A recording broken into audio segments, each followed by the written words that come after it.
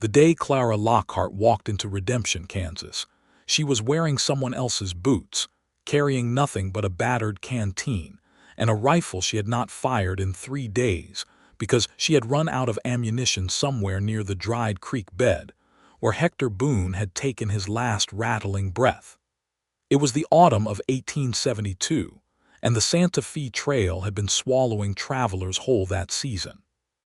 The drought had turned the creek crossings into cracked earth, and the fever that came with bad water did not discriminate between the strong and the weak. Clara had watched 4 people die on that trail. She had buried 3 of them herself because the 4th had gone before she had the strength to dig anything deeper than a shallow scratch in the hardpan soil. And she had said a prayer over that one and kept walking because stopping meant dying. And Clara Lockhart had decided somewhere around the 2nd week of the journey that she was not going to die on that trail. She had made herself a promise, the kind of promise that does not come with flowers or ceremony but with gritted teeth and one foot in front of the other. She was 24 years old, 5 feet and 4 inches of sun-darkened skin and dark brown hair that had not been properly washed since Missouri, and she walked into Redemption the way a woman walks when she is absolutely certain that collapsing is not an option. Her jaw was set. Her eyes, which were the color of creek water in good seasons, scanned the main street of the town with the practiced wariness of someone who had learned very quickly that the world did not offer kindness without first making you earn it. Redemption was a modest town, the kind that had sprung up along the trail routes with the ambition of becoming something and the quiet fear that it might not. There was a general store, a livery stable, a land office that doubled as the postmaster's station, 2 saloons, a church that needed a new roof, and a sheriff's office that looked more permanent than most of the other buildings. There were houses beyond the main street, proper houses with fenced yards and kitchen gardens, and the smell of wood smoke and bread drifted from them in the early afternoon air. Clara made it as far as the water trough in front of the livery, before her legs decided they had done enough for the day. She sat down on the edge of the trough, not elegantly, not gracefully, but with the particular dignity of a woman who has nothing left to prove to the physical world, and she drank from her canteen even though it had been empty for 6 miles. "You look like you walked here from Missouri," said a voice. Clara looked up. The man standing at the corner of the livery stable was tall, broad through the shoulders, with the kind of face that the Kansas sun had taken a particular interest in.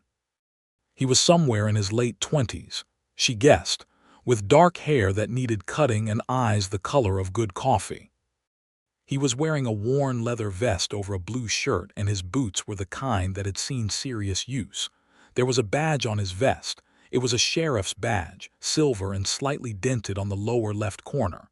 "I did not walk from Missouri," Clara said. "I walked from Dodge City. Before that it was Missouri." The man was quiet for a moment. He had the look of someone recalibrating. "You came down the trail. What is left of it?" He came closer, not in a threatening way, but with the careful, measured movement of a man who had learned that startled people sometimes made very bad decisions. Crouched down so that he was at eye level with her, which Clara recognized as a deliberate choice, and he looked at her with the kind of attention that was not rude but was very thorough.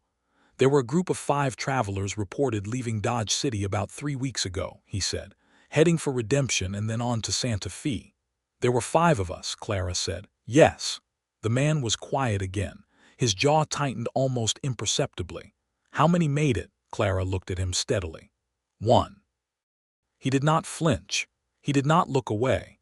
He absorbed that information the way a man absorbs bad news when he has learned that flinching does not help anyone. "I am Seth Garrett," he said.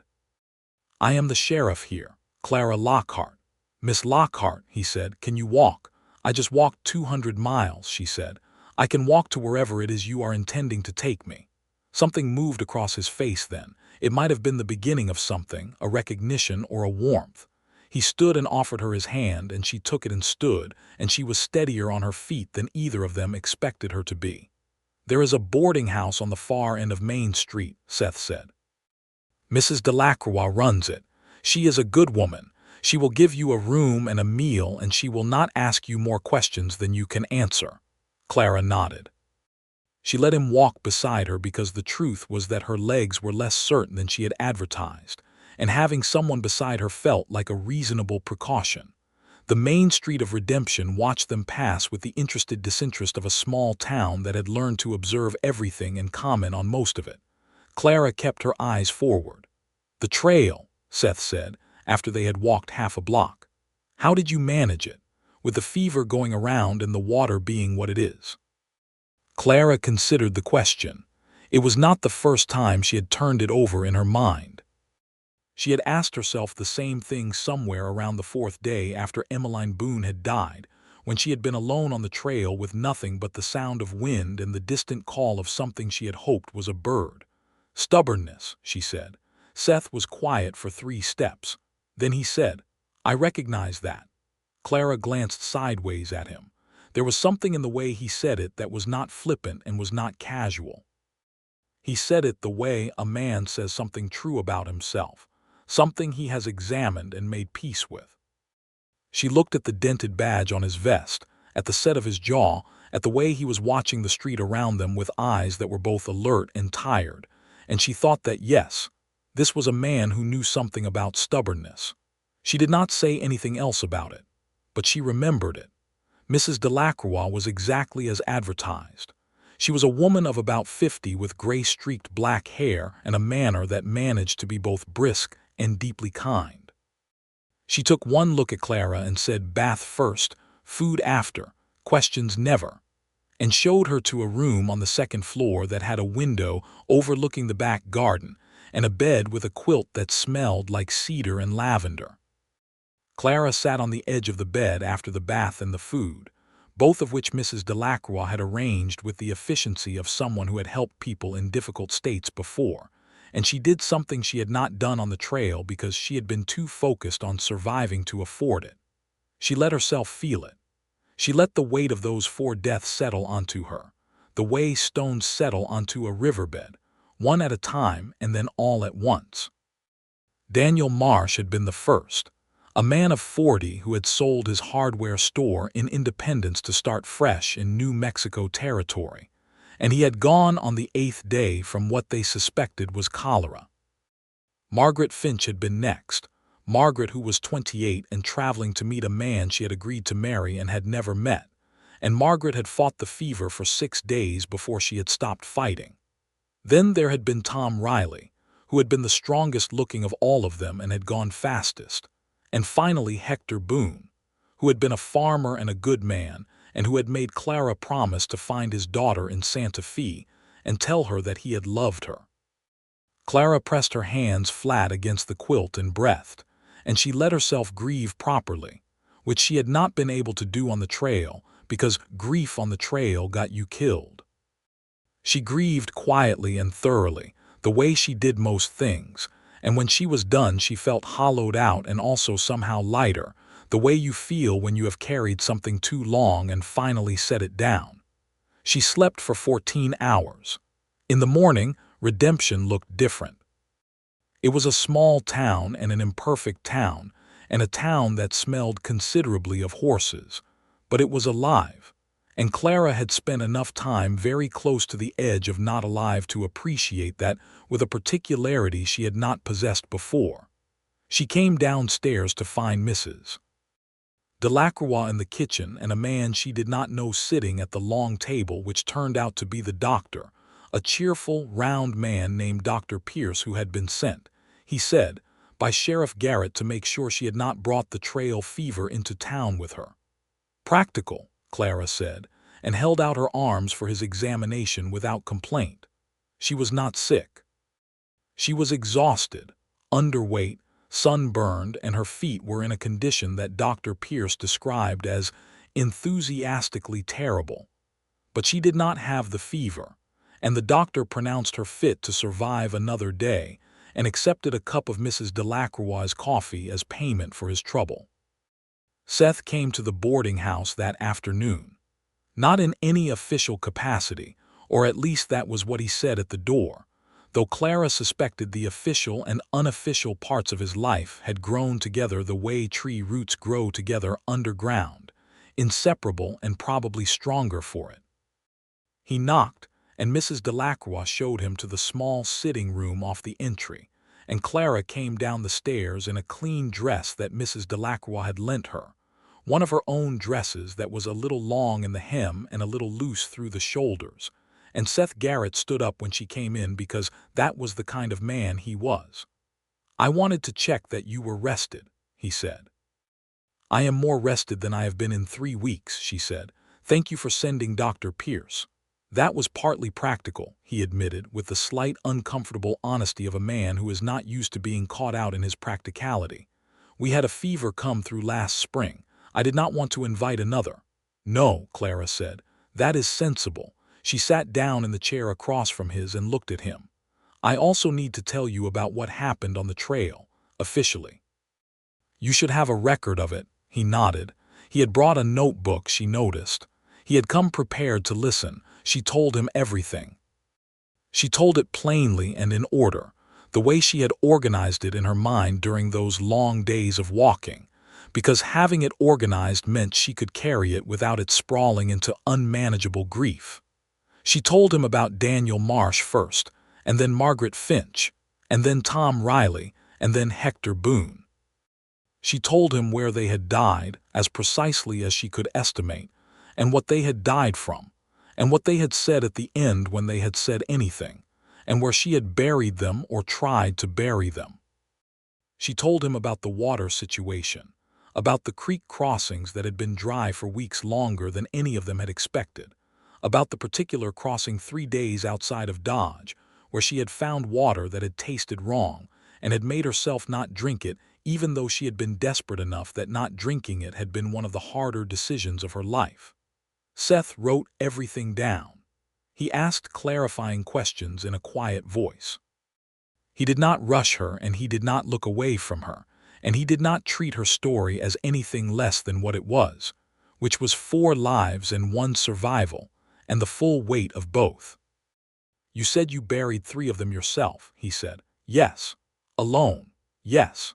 He looked at her for a moment with those coffee-dark eyes and said nothing, but Clara had the sense that he was rearranging something in his mind, some estimate or assessment, and that the rearrangement was in her favor. "I will send word to the families," he said, "if you can give me the names of their next of kin." "I know the names of Daniel Marsh's wife and children in Independence," Clara said. Margaret Finch was traveling to meet a man named Walter Hobbs in Santa Fe. Tom Riley had a brother in St. Louis whose name I never learned, and Hector Boone had a daughter named Rose in Santa Fe. That was the name he gave me before he died. He asked me to find her. Seth wrote all of this down carefully. "I will get word to them," he said.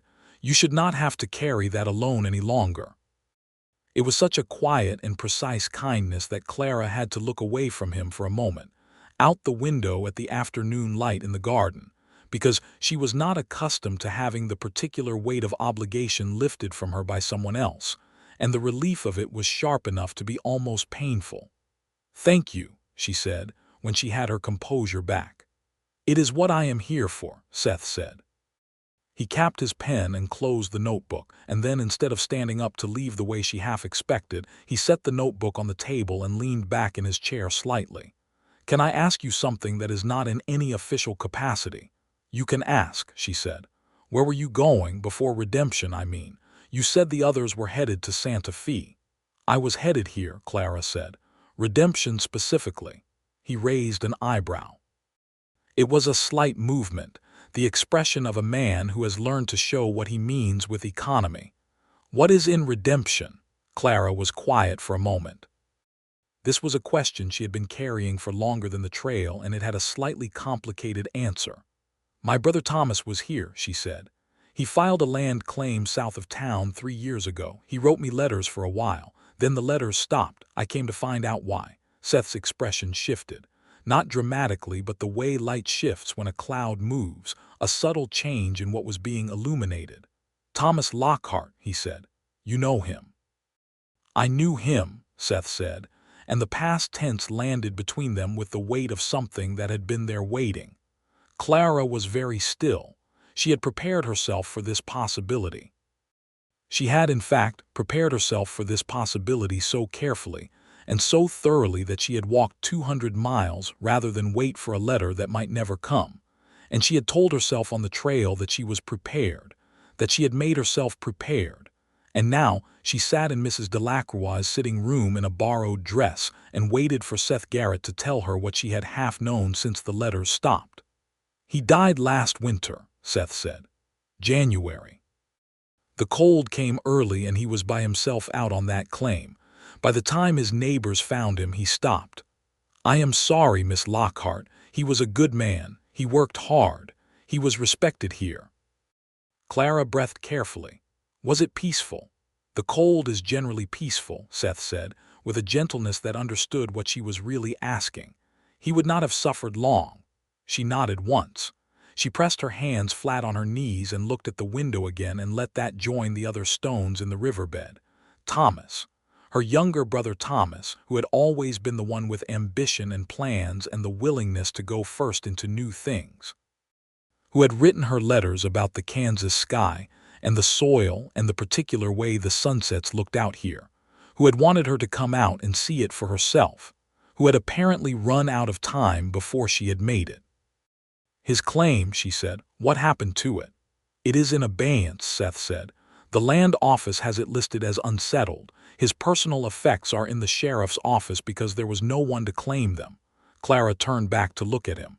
"He did not owe anyone money. There is nothing against the claim." Seth shook his head slowly, the expression of a man who is suddenly understanding something. "No," he said. "There is no debt against it. It is a clean claim. 160 acres, fair soil, good water from a spring on the south side. He had started building a house.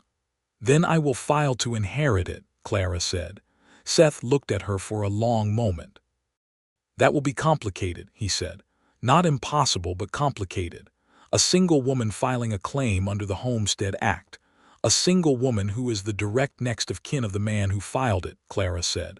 "I know the law, Sheriff Garrett. I spent 3 weeks on a trail with very little to do but read and think, and I had Thomas's letters about the filing process. I know what I am entitled to claim." He was quiet. Then the corner of his mouth moved just slightly, in a way that was not quite a smile but was something adjacent to it.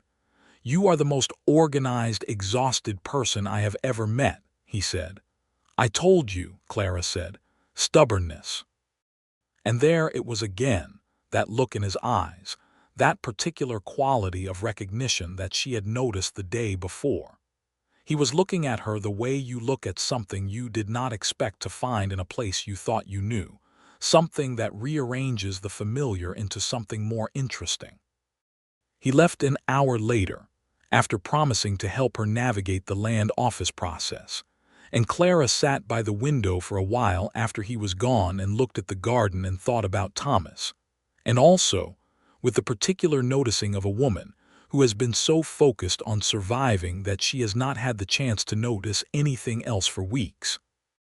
About Seth Garrett and the way he looked at her, and the way he had written down the names of 4 dead people with the full attention of someone to whom those names mattered.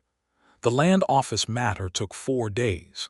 The land agent, a thin, nervous man named Mr.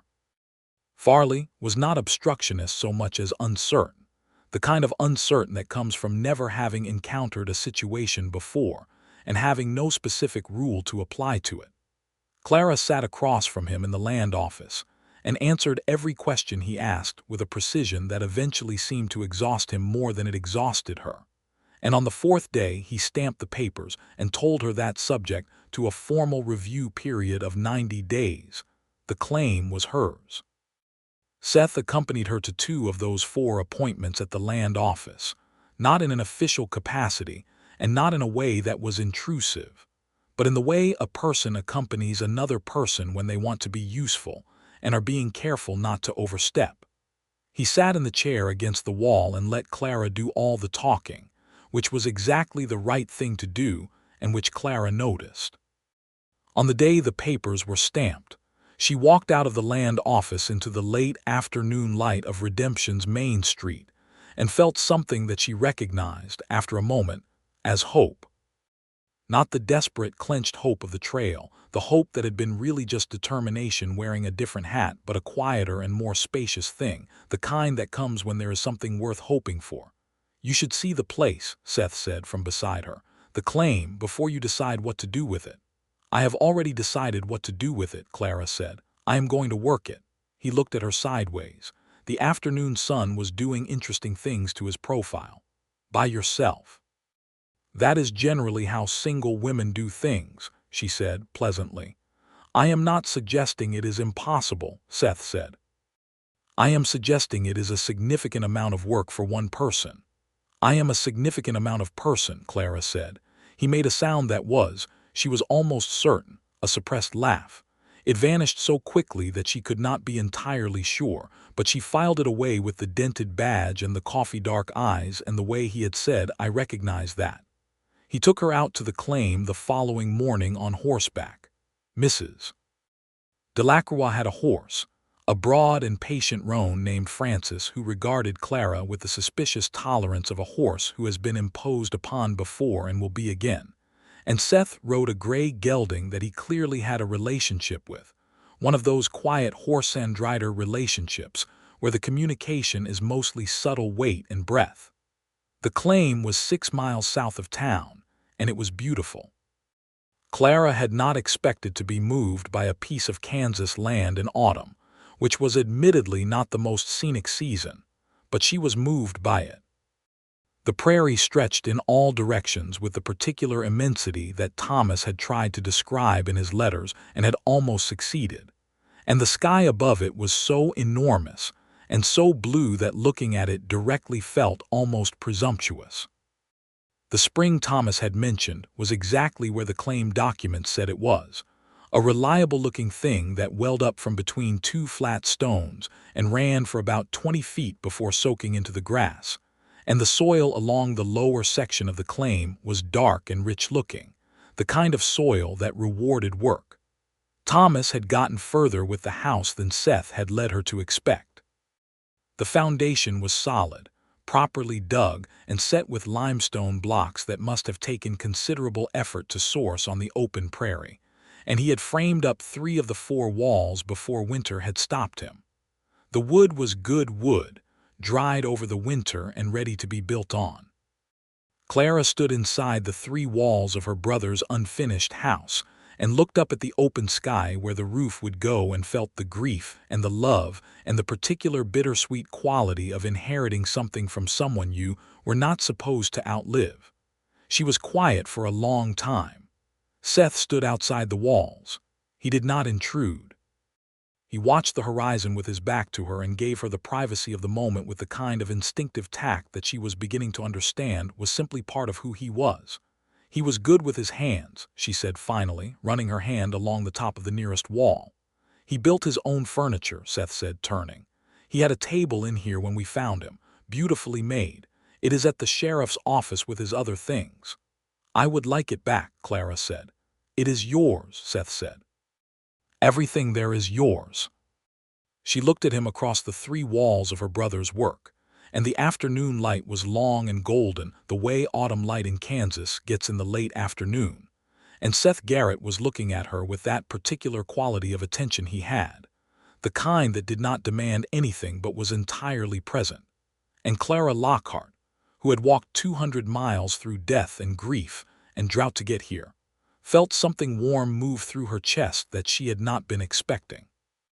She looked away from him and looked at the sky instead, and made a mental list of what she needed to do, which was a habit she had when she needed to organize herself against feelings that were premature or inconvenient, and the list was long enough to be useful.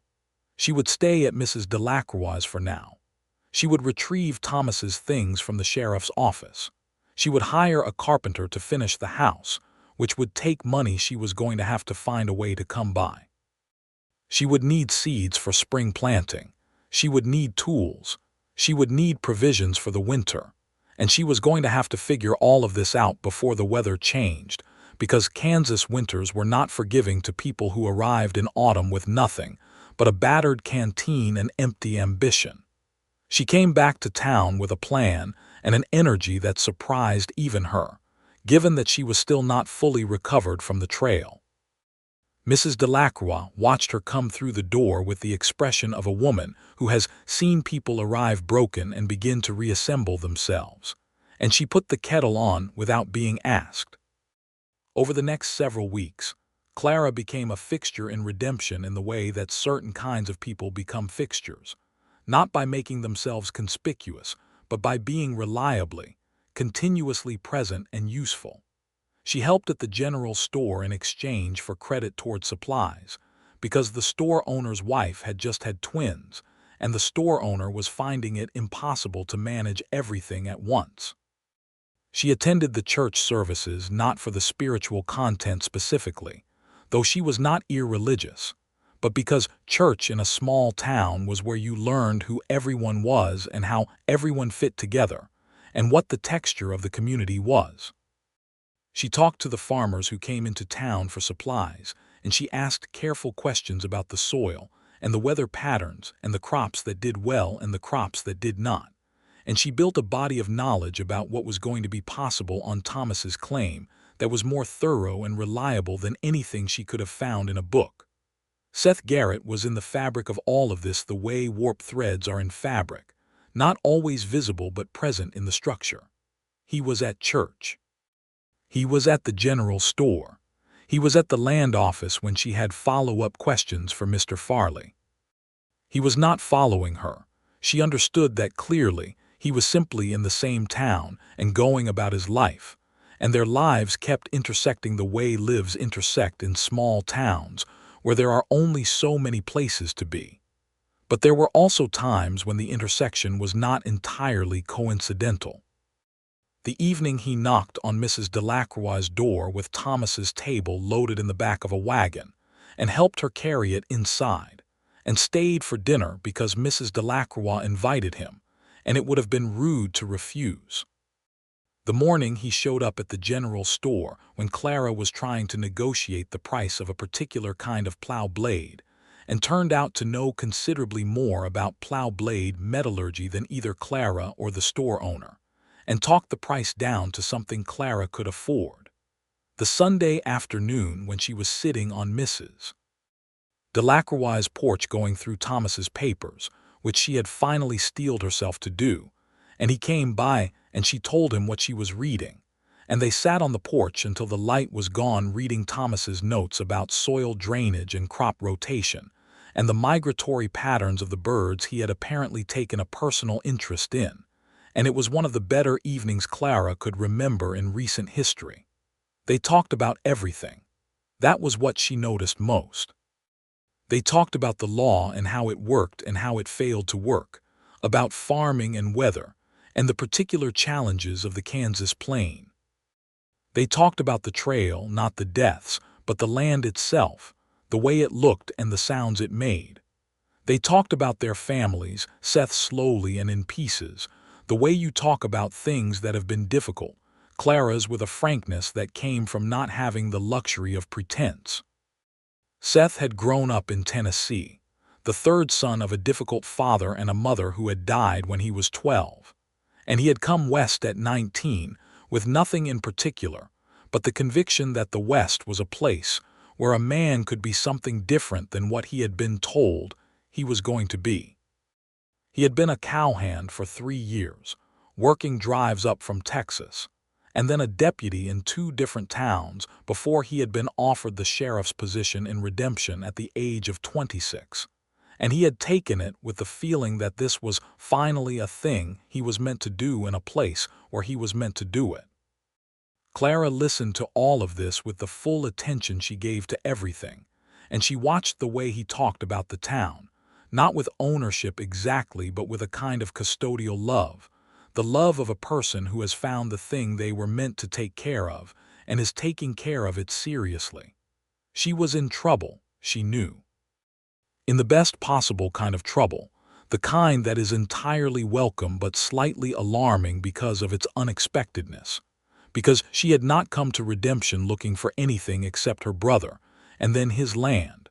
And she had not expected to find Seth Garrett, or to find that Seth Garrett was, in some very specific and important way, a person who made sense to her in a way that very few people ever had. The trouble with that was that she was also a woman with a land claim to work, and a house to finish building, and a future to construct from the foundation her brother had left her. And she was not the kind of woman who allowed herself to be distracted from the practical by the emotional, no matter how compelling the emotional had become.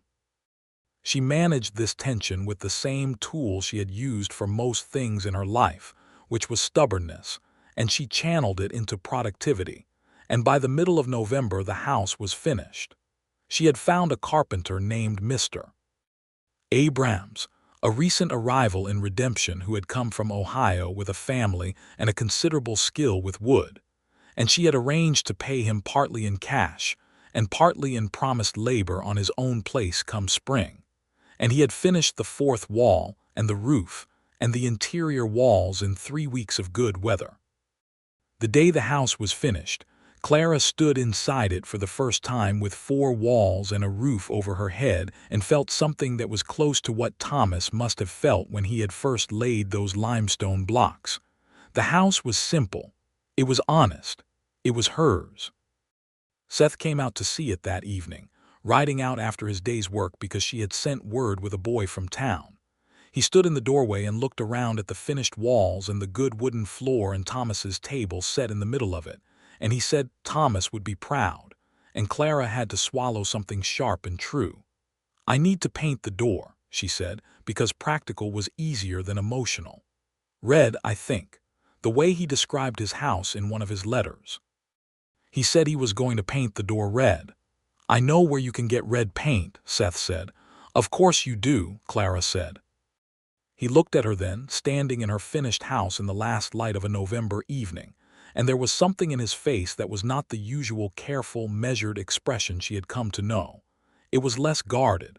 It was, she realized with a start that traveled from her chest to her fingertips, the face of a man who is trying to decide whether to say something. "Clara," he said. It was the first time he had used her given name.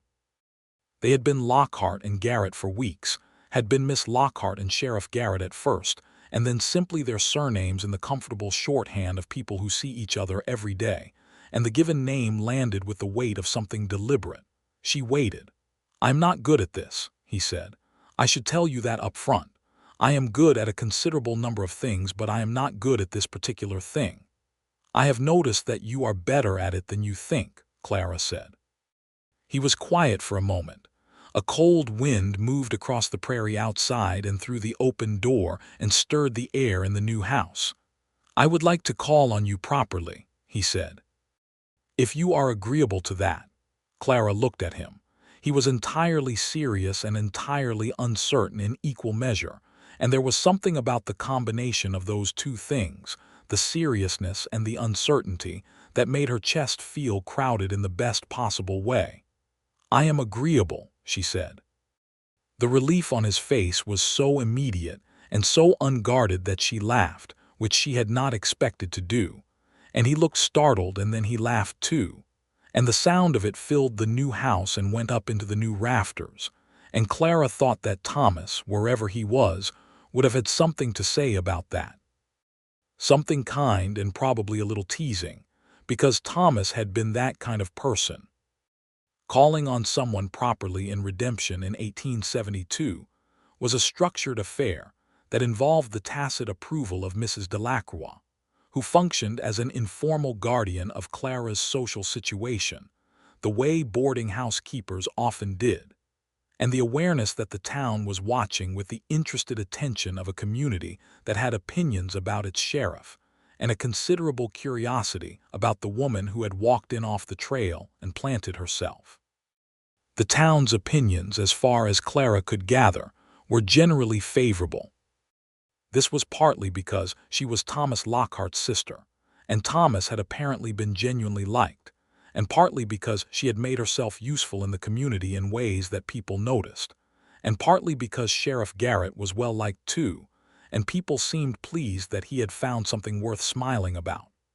Seth called on her every Sunday afternoon, and on Wednesday evenings when his duties allowed, and on occasional other days when the occasions presented themselves. They took rides out across the prairie when the weather was good enough, and they sat in Mrs. Delacroix's parlor when the weather was not, and they talked and talked and talked in the way two people talk when they have been waiting their whole lives for someone who can actually keep up with them. He told her more about his years as a cowhand, about the drives up the Kishom Trail, about the particular kind of freedom and loneliness that life involved, sleeping under stars that were so close they seemed like a different thing than the stars you saw from a town, eating badly, working harder than he had ever worked in his life, and loving it with a physical entirety that he had eventually had to admit was not a sufficient life for who he was turning out to be. "You wanted to put down roots," Clara said. "I wanted to mean something to a place," Seth said. "There is a difference." There was, and she understood it, and she told him so, and the conversation moved from there to the kind of philosophical territory that she had not had the opportunity to travel in a very long time, not since before her mother had died, and the responsibility of managing the family's affairs in Missouri had taken up the space where those conversations used to happen. Her mother. She had not talked about her mother very much to anyone, and she found herself talking about her to Seth in the Wednesday evening firelight at Mrs. Delacroix's while December settled over the Kansas plain and made everything still and white. Her mother, Margaret Lockhart, who had been a school teacher in Missouri and had raised Clara and Thomas to read everything they could get their hands on and argue about what they read, who had died of a lung complaint when Clara was 21 and Thomas was 18, who had said on her deathbed that the two best things she had ever done were her children, and that she had no regrets about anything, and who had been, Clara realized as she talked about her, the primary source of whatever stubbornness Clara possessed. "She sounds extraordinary," Seth said. "She was," Clara said. "She was entirely ordinary in appearance and entirely extraordinary in fact, which is the best possible combination." Seth was looking at her with that expression, the less guarded one, the one she had been seeing more of as the weeks passed and the careful distance between them had gradually, naturally closed. "I think you are rather a lot like her," he said. Clara looked at him. The fire crackled. Outside, snow was starting. She could hear the particular silence that snow made, the way it arrived and changed the sound of the world. Mrs. Delacroix had gone upstairs an hour ago with the pointed discretion of a woman who knows when she is not needed. "Seth," Clara said. "Yes." "I would like you to kiss me." He was quiet for exactly one heartbeat. Then he said, "I have been trying to work up to that for 6 weeks." "I know," Clara said. "I decided to save us the time." He leaned across the space between their chairs and kissed her. And it was not a tentative kiss, and it was not a showy kiss, and it was not anything except exactly what it should have been, warm and honest and certain in the way that both of them were certain, the way two people are certain when they have been paying attention to each other for long enough. When he pulled back, his eyes were still close, and the firelight was in them, and Clara thought that she had survived a lot of things and that surviving them had brought her here, and that here, whatever it turned out to be, was going to be worth having survived for. December was cold and the house was not quite ready to winter in yet, so Clara stayed on at Mrs. Delacroix's through January, working on the house in the parts of winter days when the weather allowed it, hanging the door she had gotten Mr. Abrams to make and painting it red herself, fitting the windows Mrs. Delacroix had helped her source from a man who was selling his and moving east, learning the particular social landscape of redemption with the systematic thoroughness she applied to all learning. The town was a complicated place, the way all places built from ambition and desperation and hope are complicated. There were the established families who had been there since the town's founding 5 years ago and who had opinions about how things should be done, and who held the various positions of social authority that small towns create and distribute. There were the newer arrivals, the settlers and the drovers and the merchants, who were still finding their places.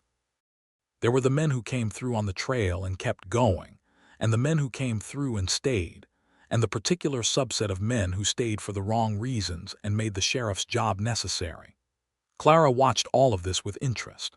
She also watched the way that Seth navigated it, the careful balance he maintained between authority and community, the way he enforced the law with the minimum of force, because he understood that force was easy, and persuasion was the thing that actually built a livable place.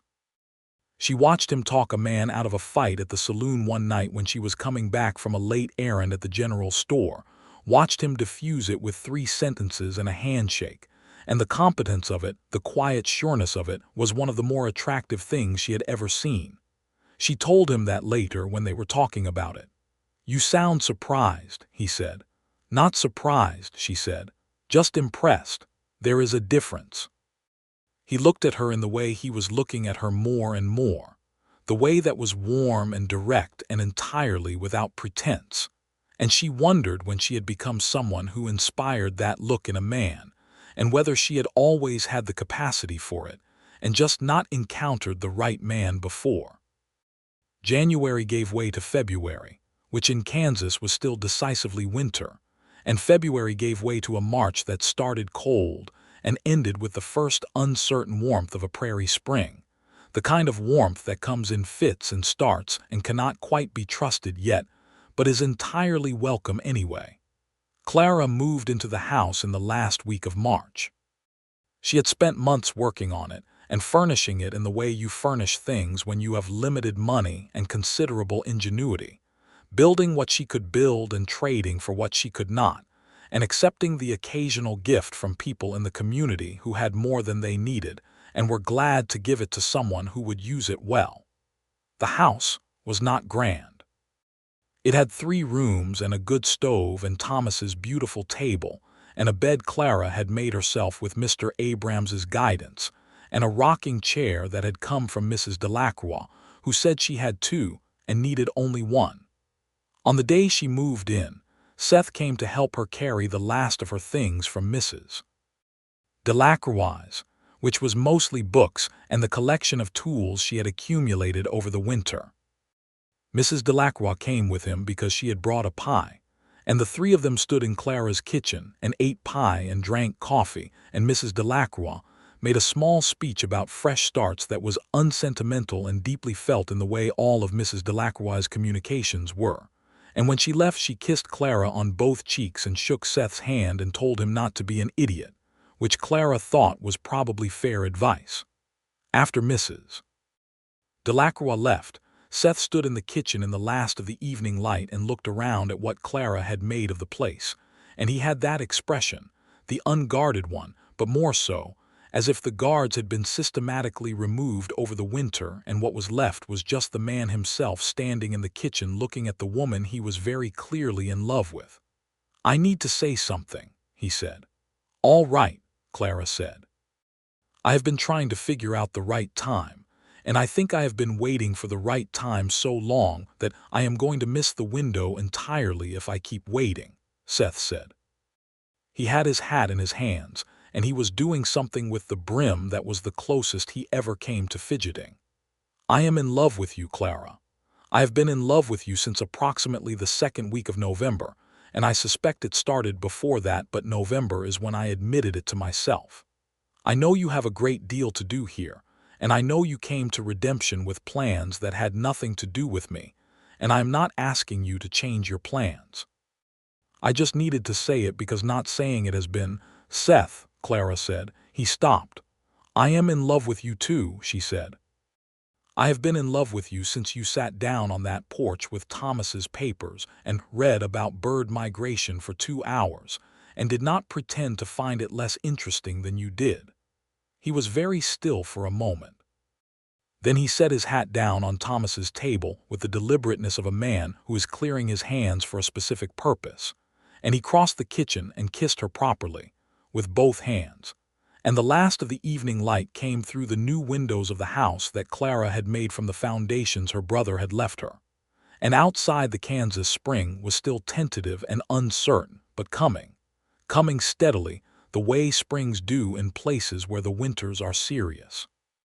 Spring arrived in full by mid-April, and Clara planted her first crop with the systematic efficiency she had applied to everything since arriving, working from the knowledge she had accumulated over the winter, and from the practical advice of the farmers around her, who had proven to be generous with information once they understood that she was asking genuine questions and not just performing interest. She planted corn in the lower field where the soil was richest and the moisture from the spring reached. She planted a kitchen garden near the house. She acquired 2 chickens from a neighbor and a pig from another, and began to build the kind of self-sufficiency that a single woman on a claim needed. Seth helped on the weekends, not in a way that took over, but in a way that was alongside, the way 2 people work together when they both know what they are doing and respect each other's judgment. He was more useful than she expected, which should not have surprised her given that he had spent 3 years as a cowhand and understood physical work with the full comprehension of someone who had done a great deal of it. But she found herself repeatedly noticing it with something that was partly admiration and partly the particular pleasure of being matched. The question of the future was present between them in the way such questions are present when they are not yet spoken but are very close to the surface, when both people can feel the shape of what is coming and are simply waiting for the moment when it becomes speakable. It became speakable on a Sunday in late May when the prairie was as green as it was going to get, and the sky was that specific blue that Clara had come to understand was a Kansas specialty, a blue that had more depth than other blues, as if the sky out here, unimpeded by mountains or trees, went up further and had more of itself to show. They were sitting on Clara's porch after dinner, the kind of dinner that had become a Sunday ritual, Seth riding out after church, and Clara cooking something better than either of them would make for themselves on a regular day, and the evening was warm and full of the sound of insects and the far sound of a coyote somewhere to the north. "I want to ask you something," Seth said. "Ask," Clara said. He turned to look at her. The dented badge was on his vest the way it always was, and his coffee-dark eyes were entirely clear. "I want to marry you," he said. "Not as a logical next step or because that is what people do, because you are the most remarkable person I have ever met and I want to spend the rest of my life on the same piece of ground as you. I want to argue with you about soil drainage and read books in the same room and know that when something terrible happens, which it will because terrible things happen, you are going to be beside me being stubborn about it. I want that for the rest of my life." Clara looked at him for a long time. The coyote called again in the north. The insects continued their business. "Yes," she said. "Obviously yes." He was smiling now, the full, unguarded smile that she had seen build over the winter, the smile that was the whole man when the whole man was undefended, and it was, she thought, one of the best things she had ever seen. He took her hands in both of his and held them the way he held everything he intended to take care of, firmly and with full attention. "I do not have a ring yet," he said. "I did not ask for a ring," Clara said. "You are going to get one anyway," he said. "Eventually. When you have the money for one," she said. "There is no hurry. I am not going anywhere." He pressed his lips to the back of her hand, which was not a gesture she had expected from him, but which somehow was entirely consistent with who he was, formal and warm at once, careful with things that mattered. They were married in September of 1873. The wedding was in the church with the new roof, because the congregation had finally gotten around to fixing it over the summer with a combined effort that Clara had organized, because she had noticed that everyone talked about the roof, but no one had yet taken the step of organizing the labor and procuring the shingles. The whole town came, or nearly the whole town, because in a town the size of Redemption a wedding was a communal event, and because Sheriff Garrett was a man who was genuinely liked, and because Clara Lockhart had become, over the year she had been in Redemption, the kind of person that a community feels is one of its own. Mrs. Delacroix made the wedding cake. Mr. Abrams made them a new piece of furniture as a wedding gift, a beautiful blanket chest that stood at the foot of their bed for many years. Dr. Pierce gave a toast that was medically sound and surprisingly moving. Clara wore a dress she had made herself from fabric she had been saving since March, blue the color of the Kansas sky, and she walked down the aisle on her own because there was no one to walk with her. And she thought of Thomas, and she thought of her mother, and she thought of Daniel Marsh and Margaret Finch and Tom Riley and Hector Boone, all the people whose deaths had been part of the path that led her here. And she carried them with her the way she carried everything, completely and without apology. Seth was waiting at the front of the church, and when he saw her his face did the thing it did, the unguarded thing, and she walked toward it like walking toward something she had been navigating toward for a long time without knowing the destination. And when she reached him, he took her hands and the minister said the words and they said the words back, and it was entirely what it should be, which was to say true. They went back to the house that night, Clara's house now Seth's house now their house, with Thomas's table and the red door and the spring on the south side that never ran dry, and the years began. Married life agreed with both of them in the way that certain combinations agree, the way a good soil and a good seed agree, not because it is easy but because the match is right and the work is satisfying, and the thing that grows from it is worth growing. They disagreed about a considerable number of things, because they were both people with strong opinions and the confidence to express them, and the disagreements were often loud and occasionally prolonged and generally resolved, because neither of them was actually interested in winning so much as in getting to the right answer, and they had both been alone long enough to know that being alone and being right was considerably less valuable than being together and occasionally wrong. Seth continued as sheriff, and the job continued to be what it had been, the particular work of keeping a growing town from tearing itself apart, which in the mid-1870s in Kansas meant navigating the intersection of cattle culture and farming culture, the trail drovers and the settlers, the men who wanted open range and the men who wanted to fence it. It was not a peaceful job, and it was not always a safe job, and there were nights when Clara lay awake waiting for Seth to come home and listened to the sounds of the prairie and reminded herself of what she knew about him, which was that he was careful and competent, and had been doing this since before she arrived and knew it better than she did. There was one night in the spring of 1874 when he came home with a graze along his right arm from a bullet that had been closer than it should have been, the result of a dispute at the saloon that had escalated faster than he had read it, and Clara cleaned the wound and dressed it with the steady hands of a woman who had spent 3 weeks on a trail and did not panic at blood, and then she sat down at Thomas's table and was shaking, which was the first time she had let herself shake since the trail, and Seth sat across from her and held her hands and said her name until she was steady again. "I am not going anywhere," he said. "You had better not," she said. "I have every reason not to," he said, and she looked at him across the table with all of that particular knowledge, the months of learning him, the years of loving him, and she believed him. Their first child came in the spring of 1875, a boy, which was what they had both quietly hoped for without allowing themselves to expect, because hoping too specifically was a kind of tempting of fate that both of them had learned to be cautious about.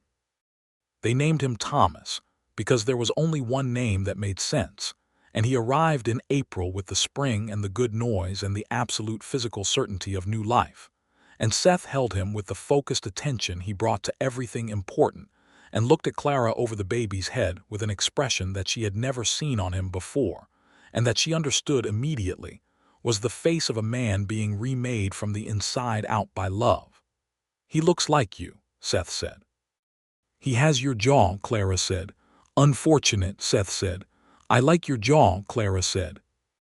Thomas Garrett grew with the particular enthusiasm of a healthy child on good prairie land, the kind of energy that expressed itself in constant motion and loud opinions, and a fearlessness about physical things that kept both his parents intermittently terrified. He learned to walk and then immediately to run, as if walking had been merely a preliminary, and he attached himself to the chickens with an enthusiasm that the chickens did not share. And he said his first word at 11 months, which was horse, because he had been watching his father ride since before he could hold his own head up and had opinions about horses that he had been gathering himself toward expressing. Seth taught him to ride at 3, because Seth had opinions about when children should learn to ride, and 3 was apparently it. And Clara stood at the fence of the paddock she had built north of the house and watched her husband walk beside the broad, patient roan with her son on its back, serious and delighted and entirely safe in that combination of his father's steadiness and the horse's patience. And she felt the full weight of what her life had become, the extraordinary, ordinary fullness of it. She had not forgotten the trail. She did not think she ever would. But the trail and what had happened on it had become part of her the way formative things become part of a person, not as a wound, but as a weight that had been incorporated. That was part of her structure now. She thought about Daniel Marsh sometimes when she saw a hardware store and wondered if he had known, somewhere in himself, that he was trading something good for a chance at something different. She thought about Margaret Finch when she thought about the particular courage of going toward a life you could not yet see. She thought about Tom Riley with a sadness that time had softened but not erased. And she thought about Hector Boone regularly, because she had not yet fulfilled the promise she had made him, which was to find his daughter Rose in Santa Fe. She raised this with Seth in the fall of 1875, after the first harvest, which had been good enough to give them a surplus and a confidence in the land that the first year had not quite allowed. "I need to go to Santa Fe," she said. Seth looked at her across the dinner table. Thomas was asleep. The autumn dark was outside the windows. "Hector Boone's daughter," Seth said. He said it with the immediate understanding of a man who had been listening carefully for years. "I promised him," Clara said. "I've been waiting until we were stable enough here that I could go. We are stable enough now." "We are," Seth said. "When?" "Spring," she said. "After planting," he nodded. "I will arrange it," he said, which was the way he always said things when he had already made the decision internally and was simply informing the world of his intention. "We will all go." "You cannot leave the town for that long," Clara said. "My deputy has been capable of running this town without me for the past year," Seth said. "It will not hurt him to do it officially for a few weeks, and I am not sending you back on that trail alone." Clara looked at him steadily. She was going to argue on principle, which was her habit and her right, but she was also going to acknowledge internally that the idea of going back to that trail alone was something she had been quietly dreading and quietly refusing to admit she was dreading, and that Seth knowing this without her saying it was one of the things about him that still surprised her despite 2 years of evidence. "We will take the stage for part of it," she said. "As much of it as can be staged," Seth agreed. "And I will be beside you for the rest." They went in April of 1876, the 3 of them, which made Thomas enormously pleased with himself for being included in an adventure, and it was nothing like the previous journey. They took the stage from Redemption to Dodge City and from Dodge City south, cutting through the worst of the trail country, and what travel on horseback they did was in good company and good weather, and with supplies that were more than adequate. Clara watched the trail landmarks pass with the specific recognition of someone revisiting a thing they survived, and she was steady through all of it, and Seth rode beside her and matched her pace without comment, which was exactly right.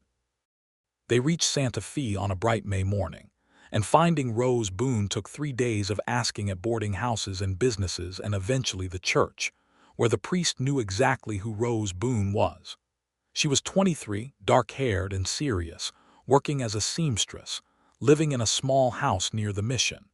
She had not heard from her father in over a year and had been, she told them, carrying the fear of what that meant like a stone in her chest.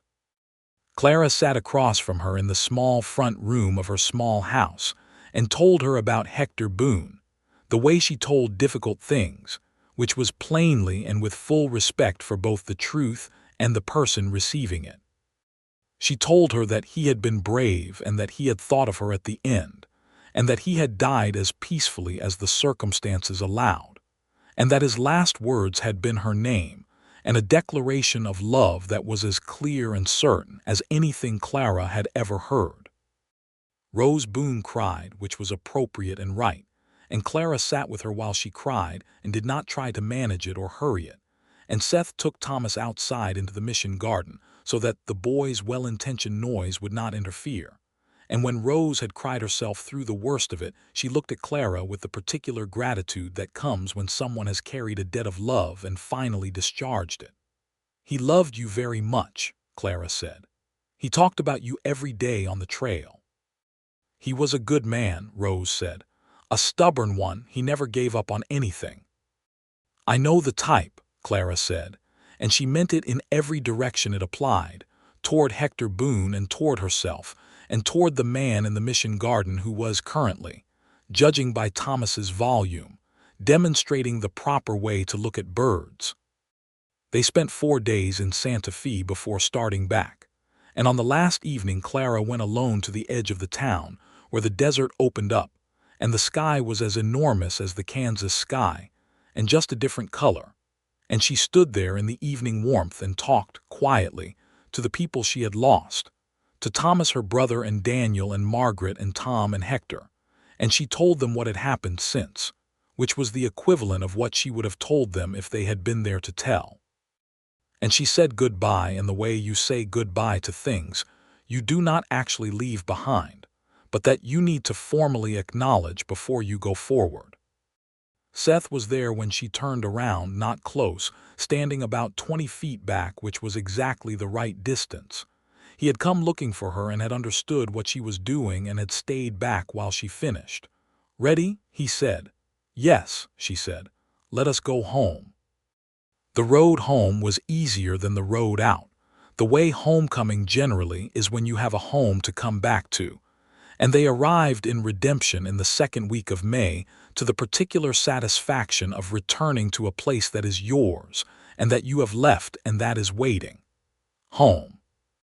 It was a word that had not meant a specific place to Clara for several years, before she had walked into Redemption on a September afternoon in 1872, in someone else's boots with her jaw set and her canteen empty.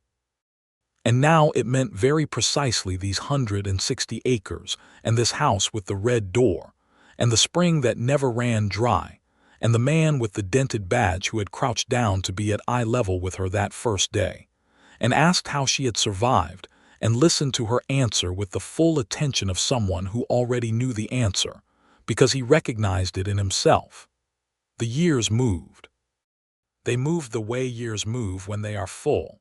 Not quickly exactly, but completely, each one using up its whole length and leaving its mark.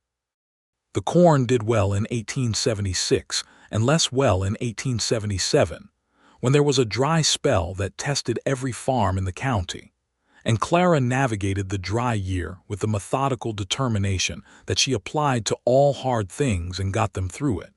And in 1878, the harvest was good enough to justify the purchase of better equipment and a second horse. Seth served as sheriff through the end of the 1870s and into the 1880s, and the town grew around him, adding a school and a newspaper and a doctor's office that was properly its own building rather than Dr. Pierce conducting his medical work out of his house. The school was a source of particular satisfaction to Clara, who had campaigned for it with the energy she had previously applied to crop rotation and land law, arguing at town meetings with a combination of factual precision and genuine passion that convinced first the skeptics and then the holdouts.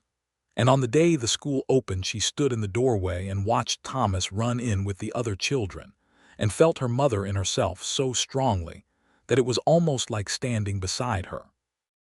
The second child came in the spring of 1879. A girl this time, born on an April morning with the stubbornness her parents had apparently been storing up to pass on, because she arrived loudly and with clear opinions and did not stop having them.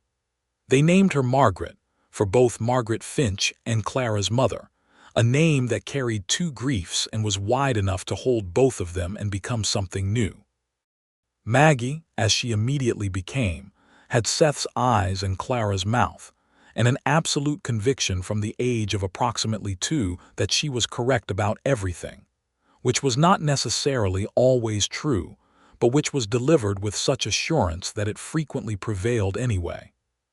Seth looked at Maggie the way he looked at all things he loved, with full attention and a steadiness that she took for granted, and that Clara knew was one of the greatest gifts a father could give a daughter, the knowledge that she was seen entirely and loved for exactly what she was.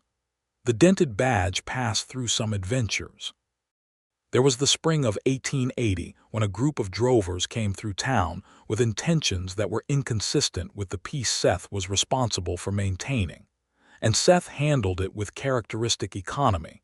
3 conversations and 1 firm night in the jail cell, and it resolved without significant event, but not without a few days of tension that reminded the town that peace was a thing you maintained, not a thing you possessed.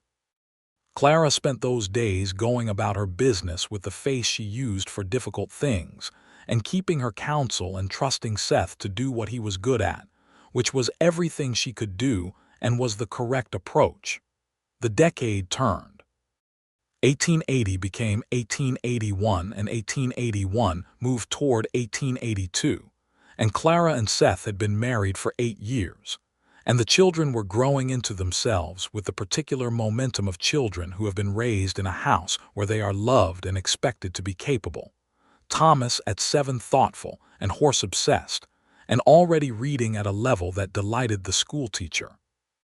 And Maggie at 3, an absolute force of nature, who had decided that she was going to be a doctor when she grew up because she had told Dr. Pierce this at a community dinner, and he had said, "Well then, you had better study very hard," and she had taken this as a formal agreement.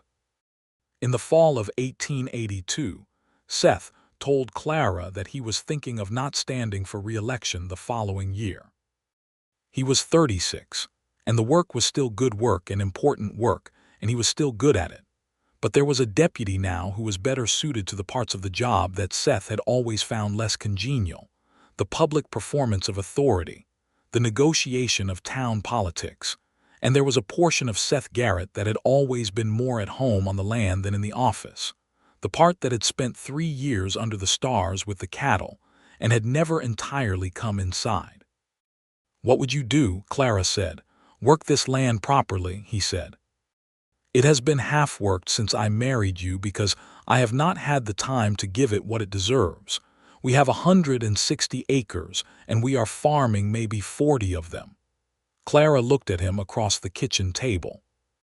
The lamp was lit, and the children were in bed, and the autumn was outside the window doing what autumn did in Kansas. And she looked at this man who had been her argument partner and her partner in work and her best friend and her love for 8 years. And she thought about what it would be like to have him home, properly home, working beside her in the fields and building things, and being the full version of himself that the work of the land let him be. "The South Field," she said, "it has been sitting fallow for 3 years because I have not had the hands to work it properly." "I know," he said. "I have been looking at it since last spring. It would need irrigation in dry years," she said. "I have been thinking about a channel from the spring," he said. "If we dug it right, we could run water to the lower half of the South Field without much gradient." She was smiling. He noticed it. "What?" he said. "You have been planning this for months," she said.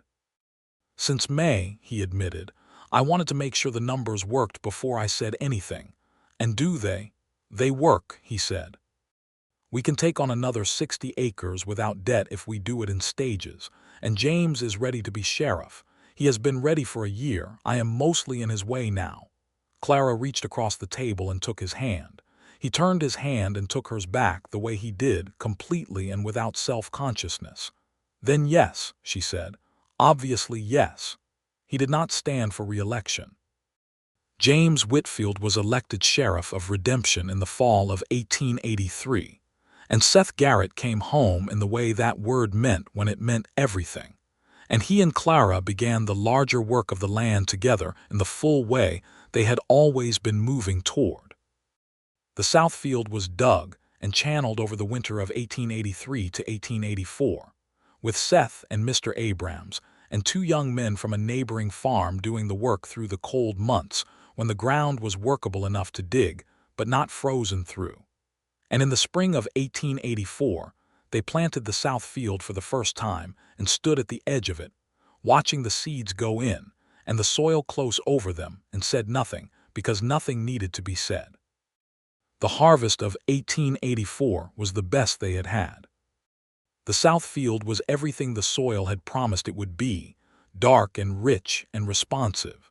And the corn stood 6 feet high in August, and the kitchen garden produced more than they could eat or preserve, and Clara began selling the excess at the general store, and then at the farmers' market that had been organized by the church ladies and was held every Saturday. And the farm became, for the first time, definitively profitable. Thomas, at 9, was old enough to be a genuine help, and was enthusiastic about it in the way of a boy who has been watching his parents work hard at something, and has been waiting to be old enough to contribute. He and Seth worked together with the comfortable ease of two people who know each other very well and trust each other's judgment. And Clara watched them from the garden sometimes, the tall father and the small, serious son, and felt something so large and so specific that she could not name it except to say that it was what she had been walking toward. Maggie at 5 was constitutionally unable to be left out of anything, and had decided that farming was also interesting, and had appointed herself in charge of the chickens, with an authority that the chickens did not contest, because Maggie did not accept contestation. She had also decided, in parallel, that she was still going to be a doctor and saw no contradiction between these two ambitions, and Clara saw no reason to suggest one. In the spring of 1885, Clara found herself pregnant again. She was 37, which was not young for a third child but was not alarming, and she told Seth on a Sunday evening in May, sitting on the porch in the warm spring air, and he looked at her the way he still looked at her when she told him things that mattered, with the full, unguarded attention that had been one of the first things she had noticed about him. "How are you feeling?" he said. "Good," she said. "Better than the first 2 times, if you want the honest answer." He reached over and took her hand and held it on the arm of his chair, which was what he did when he was happy but did not want to make too much of it. She let him hold it and looked out at the prairie in the last of the daylight, at the south field green and new in the distance, at the spring glinting near the south edge of the property, at the red door of the house that Thomas, her brother, had started and she had finished. The third child, born in December of 1885, was another boy. He arrived in the early morning with the quiet of winter around the house and the lamp lit and Dr. Pierce present, and he was small and red-faced and entirely himself from the first moment, which Clara recognized as a characteristic of her children that she had come to expect. They named him William, for no particular inherited reason, but because it suited him, and because sometimes a name is just the right name for the person it belongs to. William Garrett grew into the particular kind of quietness that is not shyness, but is deep attention, the kind that notices everything and says only what needs to be said. And he was 3 years old before most people outside the family were entirely sure he was paying attention to what they were saying. And by then he had already demonstrated that he was paying more attention than any of the adults in the room, and had formed very precise opinions about all of it. Redemption continued to grow. The railway came through in 1885, which changed the town the way railway arrival changed everything in the 1880s plains, bringing more people and more commerce and more complexity. And Clara watched the town she had come to in her boots, and her emptiness become something larger and more various than it had been. The schoolteacher was replaced by a woman from Ohio who had a teaching certificate and ideas about education that Clara found largely compatible with her own, and the two of them formed the kind of friendship that is built on shared intellectual seriousness and mutual respect, and the particular pleasure of having someone in your life who takes ideas as seriously as you do. Seth found in retirement from the law what he had found in everything else when he committed to it fully: a competence and a satisfaction that grew with the work. He became known in the county as a man who understood land, who could read soil and water, and weather with the accumulated knowledge of someone who had been paying close attention for years. And neighboring farmers came to ask his opinion, and he gave it freely because it was the kind of thing that should be free, and because redemption and the land around it were better when the farms around him prospered.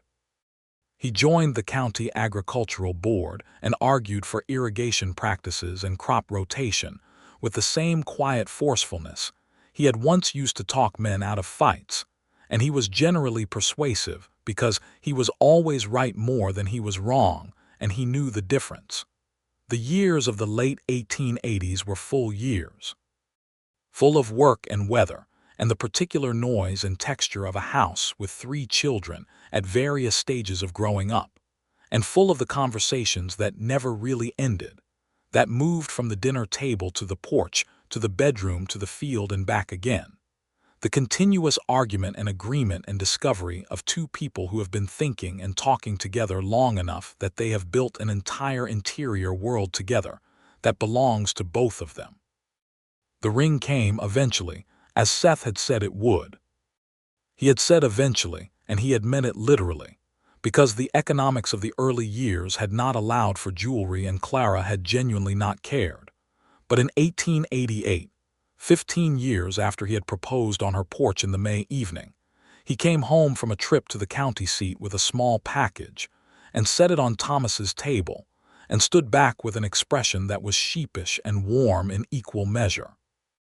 It was a simple gold band with a small garnet set in it, the color of red doors and autumn light, and when Clara put it on and looked at it on her hand, she thought about the 15 years that had led to this, and all the things they contained, and felt something so dense and so complete that she did not have words for it and did not try to find any.